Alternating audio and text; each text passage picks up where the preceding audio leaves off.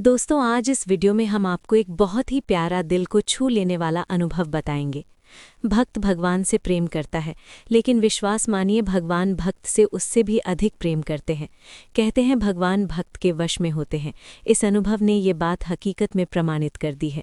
ये बहुत ही सुंदर अनुभव है और ये अनुभव हुआ श्री विपिन शर्मा जी को, जो कि इटावा के रहने वाले हैं। वो सरकारी नौकरी करते हैं। उनके घर में उनकी सुंदर पत्नी श्रीमती नेहा शर्मा और 2 प्यारी बेटियां आराध्या 7 साल और काव्या 3 साल हैं। ठाकुर जी की कृपा से उनका परिवार बहुत समृद्ध, प्रेम और खुशियों से भरा हुआ है। विपिन जी के दिल में बहुत प्यार और संतुष्टि है। उनके मन में किसी तरह का लालच नहीं है। वो कहते हैं ठाकुर जी ने जो भी दिया है वही बहुत है और मैं हमेशा उनका आभारी रहूंगा। आज के समय में ऐसी भावना का होना अपने आप में बहुत बड़ी बात है। नहीं तो आजकल तो बहुत होड़ मची है कि ठाकुर जी ने ये नहीं दिया, ठाकुर जी ने वो नहीं दिया, कार होनी चाहिए, मकान होना चाहिए। इसलिए जब तक ये बात रहेगी तब तक हम कलयुग में दौड़ते रहेंगे। विपिन जी धार्मिक प्रवृत्ति के व्यक्ति हैं। वे बचपन से ही कृष्ण प्रेम में डूबे रहे, लेकिन उन्हें कभी वृंदावन जाने का मौका नहीं मिला। वर्ष 2017 में अपने विवाह की वर्षगांठ पर उन्हें पहली बार श्री बिहारी जी महाराज के दर्शन हुए।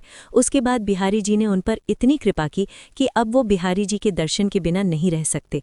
अब उन्हें जब भी मौका मिलता है वो वृंदावन पहुंच जाते हैं। अब हम आपको उनके जीवन के वो खूबसूरत अनुभव बताते हैं कि कैसे उन्होंने पल भर में ही ठाकुर जी से संबंध जोड़ लिया और कैसे उन्हें उनकी कृपा प्राप्त हुई। हुआ यूं कि साल 2020 के जनवरी महीने की एक रात वो अपने ससुराल में थे। उनकी ससुराल भी इटावा में ही है। वो कमरे में शांति से बैठकर फोन पर भगवान कृष्ण की कथाएं सुन रहे थे। कृष्ण जी की कथाएं सुनकर वो इतने भावुक हो गए कि रोने लगे। दोस्तों, जो कृष्ण के प्रेम में रोता है वो इस संसार के लिए नहीं रोता। रोना अच्छा है। जो ठाकुर जी के लिए रोएगा वो कलयुग के लिए नहीं रोएगा। तो इसीलिए कृष्ण के प्रेम में खूब रो। विपिन जी ने भी कृष्ण प्रेम में डूबकर एक के बाद एक कई सच्ची घटनाएं सुनी। वो कृष्ण जी को याद कर रहे थे। उनके मन में कुछ बेचैनी थी। उसी समय उन्हें कुछ विचार घेरने लगे। वो सोचने लगे कि मेरी 2 बेटियां हैं और एक दिन वे दोनों चली जाएंगी और मैं और मेरी पत्नी अकेले रह जाएंगे। हमारा तो कोई बेटा भी नहीं है जो हमारे बुढ़ापे का सहारा बने। सारी रात उनके मन में तरह तरह के विचार आते रहे। वो परेशान होते रहे। वो मन ही मन बिहारी जी से बातें करने लगे। हे प्रभु, कृपया मुझे कोई रास्ता दिखाएं, मैं क्या करूं? वे कृष्ण प्रेम में पूर्णतः समर्पित थे। उन्होंने किसी संत के प्रवचन में सुना था कि हमें ठाकुर जी से कोई रिश्ता बनाना चाहिए। यही सोचकर उनके मन में विचार आया कि क्यों ना मैं भी ठाकुर जी से कोई रिश्ता बना लूं। अब समस्या ये आ रही थी कि रिश्ता किस रूप में बनाया जाए। भगवान और भक्त का रिश्ता तो है, पर अब क्या बिहारी जी को अपना मित्र बना लेना चाहिए? नहीं, उसके मन को ये बात स्वीकार नहीं थी, क्योंकि जब हम किसी को सम्मान की नज़र से देखते हैं तो दोस्ती की बात नहीं आती। तब उन्होंने सोचा कि क्यों ना ठाकुर जी के बाल रूप को पुत्र रूप में स्वीकार किया जाए। पता नहीं ठाकुर जी ये भाव अपने भक्त से व्यक्त करना चाहते थे या ये विपिन जी की अपनी सोच थी।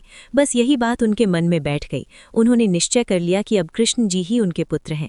वो सोचने लगे कि कल ही मैं ग्वालियर चला जाऊंगा और ठाकुर जी के लिए पोशाक और सारा सामान लाऊंगा और उनकी सेवा करूंगा।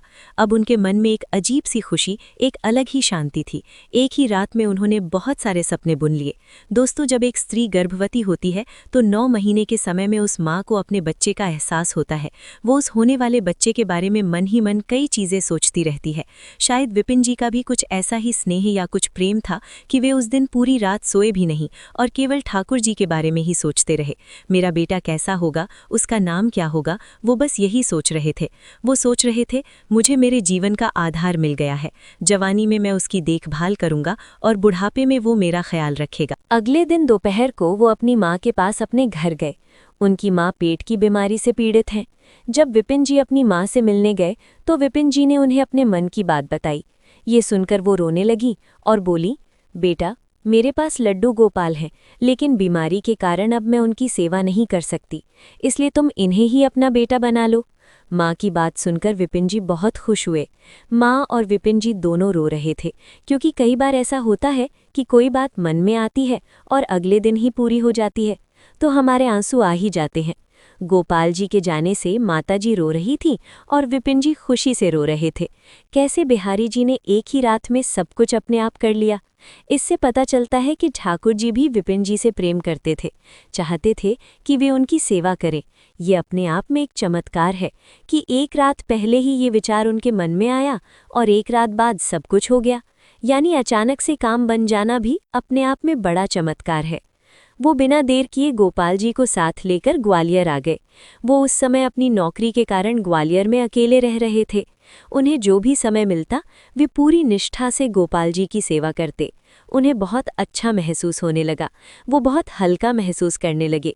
जब वो गोपाल जी को सब कुछ बता देते थे तभी उनका मन हल्का होता था। ऑफिस में जो भी बात होती थी उन्हें गोपाल जी से हर वो बात शेयर करनी पड़ती थी। विपिन जी ने अपने बेटे यानी लड्डू गोपाल का नाम माधव रखा। अब उनकी 2 बेटियां और 1 बेटा है। उनकी पत्नी नेहा जी भी लड्डू गोपाल जी को अपना बेटा मानती है और दोनों बेटियां आराध्या और काव्या उन्हें भाई कहकर बुलाती हैं, राखी भी बांधती हैं। विपिन जी कहते हैं, मेरा माधव बहुत चंचल है, काम के कारण कभी कभी सेवा में कमी रह जाती है, तो मेरा बेटा माधव मुझे इसका एहसास कराता है। इन एहसासों ने हमारे रिश्ते को मजबूत बनाया है। विपिन जी और उनके बेटे माधव के बीच रिश्ता इतना मजबूत हो गया है कि विपिन जी जहाँ भी तीर्थ यात्रा के लिए जाते हैं उनका बेटा उनके साथ जरूर जाता है। विपिन बताते हैं कि मैं और मेरा बेटा एक दूसरे के साथ का आनंद लेते हैं। ऐसे ही समय बीतता गया। 2021 में उनके जीवन में एक घटना घटी जो विपिन जी और उनके साथियों के लिए किसी चमत्कार से कम नहीं थी। हुआ यूं कि वो अपने परिवार और ऑफिस के 2 साथियों के साथ यात्रा पर निकले, जिसमें उनका एक साथी पहली बार तथा दूसरा साथी दूसरी बार श्री बिहारी जी के दर्शन की इच्छा से गए। वो और उनके साथी श्री महाकालेश्वर और ओंकारेश्वर ज्योतिर्लिंग के दर्शन करने के बाद 5 सितंबर 2021 को मथुरा पहुंचे। पहले दिन सभी ने श्री गोवर्धन जी महाराज की परिक्रमा करके रात को वहीं विश्राम किया। विपिन जी को जब भी समय मिलता है वे वृंदावन जाते हैं, लेकिन उन्हें कभी बरसाना जाकर राधा रानी के दर्शन करने का मौका नहीं मिला। इस बार उन्होंने बिहारी जी से प्रार्थना की थी कि एक बार मुझे श्यामा प्यारी के दर्शन के लिए अवश्य भेजें। वे सभी 6 सितंबर 2021 को सुबह ही बरसाना के लिए रवाना हो गए। वहां पहुंचकर उन्होंने श्री राधा रानी के दर्शन किए। राधा रानी की कृपा और उनके दर्शन पाकर सभी बहुत प्रसन्न हुए। 6 सितंबर की रात को उनका वापसी का रिजर्वेशन था, इसलिए वो जल्दी जल्दी सभी जगह घूम रहे थे। बरसाना से वे नंदगांव पहुंचे और वहां ऑटो से उतरकर नंदीश्वर पर्वत पर स्थित नंद बाबा मंदिर के दर्शन करने चले गए। जहां से मंदिर की सीढ़ियां शुरू होती हैं उससे थोड़ा पहले ही वहां गली में एक बूढ़ी अम्मा का घर था और वो घर के बाहर बैठी हुई थी। उस अम्मा ने उनसे कहा, लाला, आगे से सीढ़ियों का रास्ता है, सामान लेकर जाने में परेशानी होगी, इसलिए अगर तुम चाहो तो अपना सामान यहीं रख दो, जब वापस आओगे तो ले लेना। अब आज के समय में किसी का इस तरह मदद के लिए कहना भी थोड़ी अजीब बात है। वो वृद्धा बहुत भक्तिमय लग रही थी, इसलिए किसी को कोई संदेह नहीं हुआ। उन सभी ने अपना सामान वहीं रखा और अपने गोपाल जी को अपने साथ ले गए। नंद बाबा मंदिर में सभी ने प्रेम पूर्वक दर्शन किए और वापसी के लिए प्रस्थान किया। उनकी 7 साल की बड़ी बेटी आराध्या ने गोपाल जी को अपनी गोद में ले रखा था। जब सभी लोग उस अम्मा के घर लौटे जहां सामान रखा था तो उनकी बड़ी बेटी आराध्या को प्यास लगी और उसने अम्मा से पानी मांगा। अम्मा भी बड़े प्रेम से सबके लिए पानी लेकर आईं और सबको पानी दिया। नेहा जी ने अम्मा से पूछा, अम्मा जी, क्या ये घर आपका है? तो उस अम्मा ने कहा, नहीं बेटी, ये मेरा नहीं है, ये तो मेरे कान्हा का है। उस अम्मा का भाव तो देखो, अगर हमसे कोई ऐसा सवाल पूछेगा तो हम कहेंगे, हाँ ये तो हमारा घर है। अब पानी पीकर माता को धन्यवाद देकर सभी लोग वृंदावन की ओर चल दिए। अचानक से मौसम में बदलाव आया, बादल घिर आए और बारिश की बूंदें गिरने लगे। अभी तक मौसम एकदम साफ था, अचानक पता नहीं कैसे बारिश में कैसे बदल गया। पता नहीं क्यों, समझ ही नहीं आ रहा था। खैर, वो सभी ऑटो लेने के लिए निकल गए। उस घर से ऑटो स्टैंड की दूरी करीब 300 मीटर थी। बारिश के डर से वे सभी जल्दी से ऑटो स्टैंड पहुंच गए। उनके पहुंचते पहुंचते बारिश भी तेज हो गई। वहां एक ऑटो मिला जो वृंदावन जाने के लिए तैयार खड़ा था, जिसमें पहले से ही कुछ सवारियां बैठी हुई थी। ऑटो वाले ने पूछा कि कहाँ जाओगे, तो विपिन जी ने कहा, वृंदावन जाना है। वो ऑटो ड्राइवर जाने को तैयार हो गया। जब सब लोग बैठने लगे तो एकदम से बारिश बहुत तेज हो गई। ऑटो चालक ने कहा, भैया भैया, ऐसी स्थिति में जाना संभव नहीं है, क्योंकि आप और आपका सामान भीग जाएगा।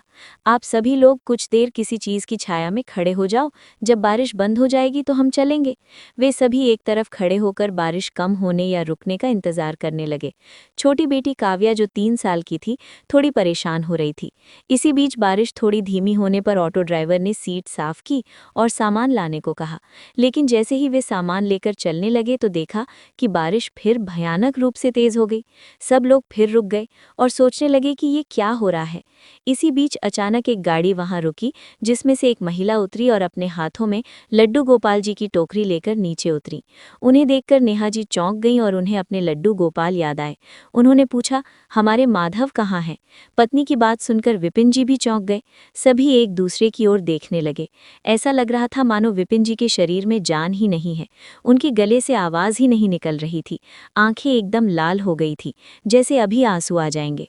सब लोग इधर उधर देख रहे थे। नेहा जी ने कहा कि हम रास्ते में कहीं नहीं रुके। मंदिर से वापस आते समय कान्हा की टोकरी हमारे हाथ में ही थी। रास्ते में बस उस अम्मा के घर से सामान लिया और पानी पिया। अब विपिन जी भारी बारिश में अम्मा के घर की ओर भागे।